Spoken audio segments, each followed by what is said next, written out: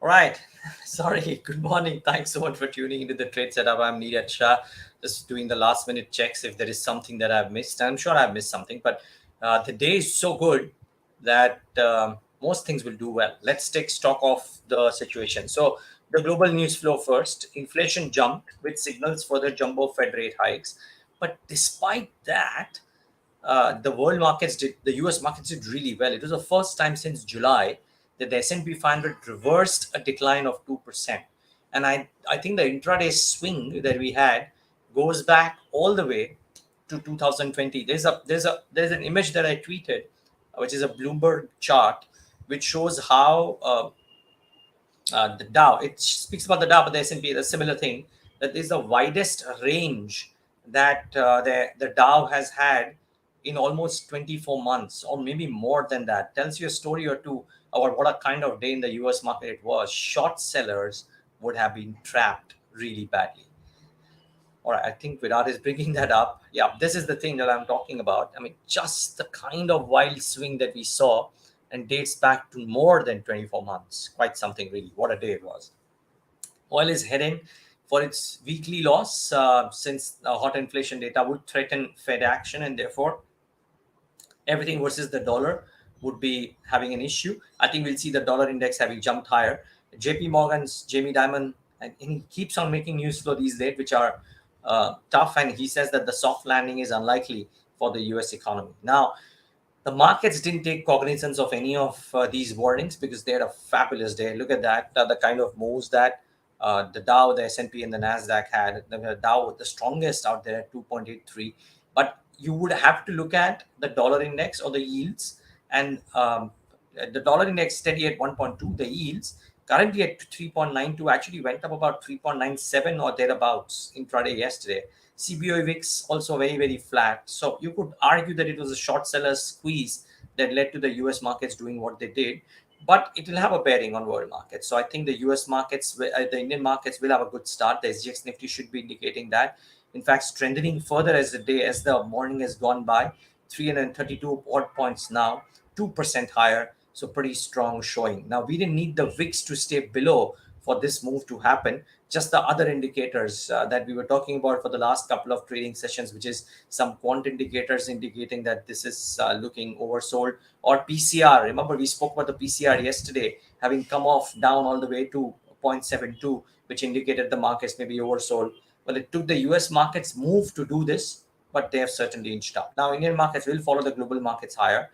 Pharma is seeing buying, by the way, with both diagnostic and export pharma stocks the most active. Even in trade yesterday, pharma was the best performing index. Stocks like Dr. La, Lupin, all of them are chirping up.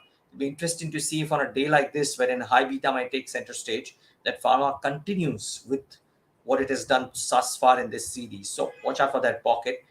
I really doubt that forex data, the foreign exchange data, which gets released today by the Reserve Bank of India, or the WPI inflation data that comes out from the government, will be major triggers for equities on Monday. So all eyes will be out on global markets. Remember, the Dow futures are flattish now, and there are four banks coming out with numbers later today in the US. So maybe they can have a bearing on what the US markets do tonight. But uh, I think the mood will still continue to remain buoyant. A bunch of results coming out today, by the way. I haven't given data for that, but Bajaj Auto, Shree Cement, Federal Bank, Tata Elxsi, all of those would be interesting. By the way, Tata Elxsi is interesting for more reasons than one. IT's showing that it is not that bad, or it's a mixed bag, right? HCL Tech did well, Wipro did not. Infosys did well, Mindtree did well, Cyient did not. No, we'll come to that in a moment. Just hang on for a moment. So the point I'm trying to make is IT is having a mixed bag, and now we have the ER&D company, Tata Elxsi, coming out with numbers, and others will follow suit, the likes of KPIT. Uh, you can actually argue that Cyient in some fashion does some work like that, maybe, but a bunch of these ER&D companies, LTTS, will come out with numbers, and therefore it will be very interesting to see what the engineering research and development companies also do in this quarter. So Tata Elxsi will be a bit of a litmus test today. But speaking of IT, it's all IT today. Start with INFOSYS, the big boy. Revenues up 6%, EBIT margin at 21.5% versus 20.6%, and net profit up 12% at 6,021 crores. But that's not all, viewers. Not only did it uh, beat estimates, actually these were not estimated numbers, these are actually actual numbers. But be that as it may, what Infosys did really well is that it announced a buyback worth. Okay, we split it in two plates, no problem. So one, Infosys has announced a buyback worth 9,300 crores. Will buy 5 crore shares at about 1850 a piece. It's also raised the guidance. The constant currency revenue growth guidance raised from 15 to 16% from 14 to 16%. So lower end raised higher, EBIT raised higher. So buyback, good performance, and EBIT margins raised higher, which would mean that there is a probability that the profit growth numbers, if they indeed clock in at 23% EBIT on an average in some quarter, could actually do well. And on an average, if they do closer to the upper end of the range, then it actually augurs very well for the profit numbers. So watch out for Infosys in the session today. Certainly a stock to monitor. Jeffries has a buy a target of 1700. They say margins surprise positively due to lower subcontracting costs. The large deal TCV was healthy and net hiring, although lower at 10,000, was higher than peers. So all of this augurs well according to Jeffries for Infosys. Most other brokerages have a positive rating. So watch out for Infi. It should be a strong show. By the way, if you want to read more about Infosys and what brokerages are saying, I think our website will have details of what all the brokerages are mentioning about Infosys. So you might want to read that up. It will be up in some time, I'm sure. Mindtree, again, clocked in well. Remember, this is a company that is coming on the back of a strong quarter, by the way, quarter one. Revenue is up 8.9%, EBIT up 8.8%, EBIT margins almost there, maintained at 19.13, net profit up 8%. Really, you can't find fault with this. You can, if you want to, that, oh, they did not do anything about EBIT margins and it's kind of stayed flattish. But that number at that level and on the back of a strong quarter one uh, is just good. So brokerages will be neutral because Mindtree kind of discounts some of these things in its valuations, right? So Nomura is neutral. The target price has been raised to 3180, but largely neutral. So revenue performance was strong. It, considering the weakness in the retail vertical, they bucked the trend with margin stability. Margin performance was impressive, and Nomura expects EBIT margins of 19.2% for the year at large, which is about 60 basis points quarter on quarter. And strong deal bookings. All eyes will be out on merger for now. And yes, until that is out of the way, maybe Mindtree doesn't have too many moves. But I think these numbers are strong. There is no reason for the stock to have a weak day today. If anything, it will have a strong day today or a neutral day today. But strong performance yet again by Mindtree. And I mean, there are some companies, the Persistence, the Mindtrees of the world, which continue to do well quarter after quarter, even when the rest of the companies have looked slightly wobbly, if at all. Quite something, really. Cyient looking weak, by the way. Talking of weakness, revenues up 12%, which is very strong, but EBIT margin didn't do well. Net profit down 32%, and Morgan Stanley underweight on the company. A target price of 700. They say that services order intake was muted. The revenue growth was not broad based enough, and according to MS, the uncertain macro environment does not provide confidence on the revenue growth guidance. In fact, they say that it would require a very strong execution in the second half for Cyient to be able to meet the guidance that they have given. Even on the margins front, while margins were good sequentially, the ask rate is very steep to meet the management's FY23 outlook. So um, it'll be interesting to see how Cyient reacts. Revenue growth numbers, as I said, were strong, but there are a few other chinks in the armor for Cyient. Maybe, just maybe, doesn't have a good day. Of course, remember, Infosys, the buyback price is so high, 30% higher, that there's a bit of a trigger. Even if the numbers weren't the strongest, it might still have done okay. The fact that Infosys numbers are strong means that it'll likely be the best performing stock from the three. Mindtree could be a close second, maybe. Cyient could be a distant third in terms of performance today, at least. So that's probably the pecking order for some of the IT companies today. Angel One, revenue up 7%, EBITDA up 13%. The EBITDA margins have inched up to about 40.2%, and the net profit up 6%. Not quite the performance that we've been used to seeing companies like Angel One do in the last few quarters, but it's amongst the brokerages which is actually growing customer acquisition and at the same time not doing too badly on the revenue on the quarterly performance front. Interesting numbers, but I repeat, not as strong as the wave that some of these brokerages had back in 2021. So maybe the really big glory days are not quite there. The question is whether operating leverage can help them.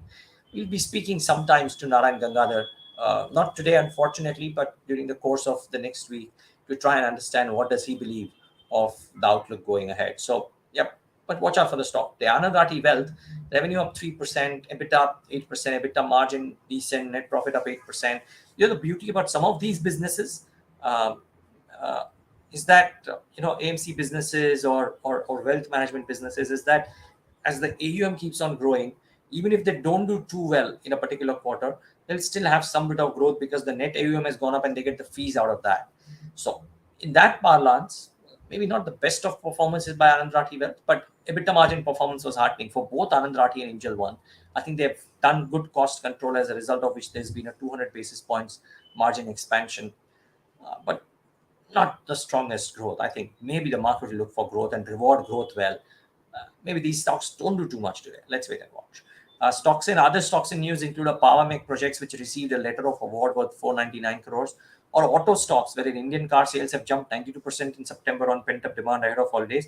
Now, piecemeal, we got all of these numbers, but I think final numbers as a consolidated piece, a 92% jump passenger vehicles is not bad. And you would expect that October would be good because a lot of deliveries would be taken on the Sahara, uh, would be taken on Diwali, would be taken on New Year, would be taken on Dhanteras, would be taken on Lap Pancham. So, yeah, a bunch of days which are very heavy from auto delivery and auto bookings perspective. So, could be interesting to see what some of the PV companies do for the rest of the month.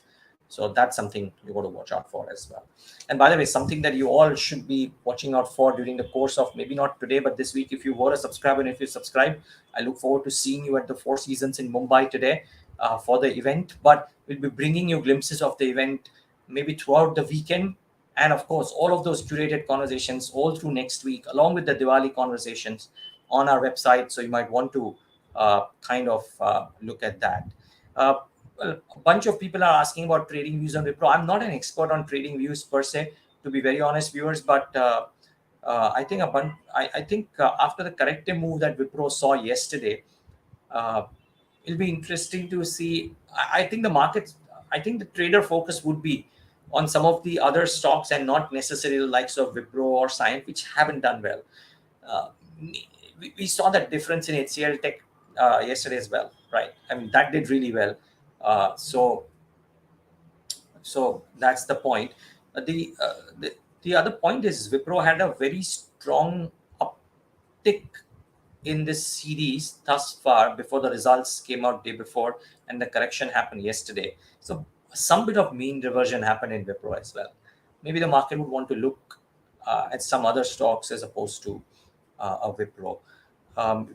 Some people want views on Mindtree. I mean, I don't have a view. Again, like I said, I can't express views, but I would, I mean, if you just look at the numbers and frankly, if you just read up a little bit about the Mindtree LTI merger, you would know that the merger and the valuations out there hold the key as opposed to what happens in any given quarter per se. But suffice to say that Mindtree is done well. If LTI does well, then people may not want to sell out of that stock immediately. But frankly, not a trading expert, so and can't give a trading view per se.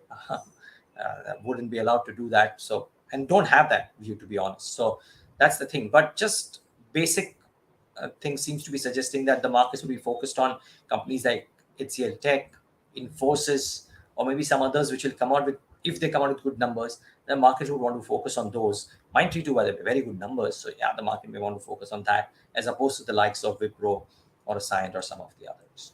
Thanks so much for tuning in today, viewers. And remember, as I said, watch out for the Future Today Summit. Some conversations, some very eclectic conversations.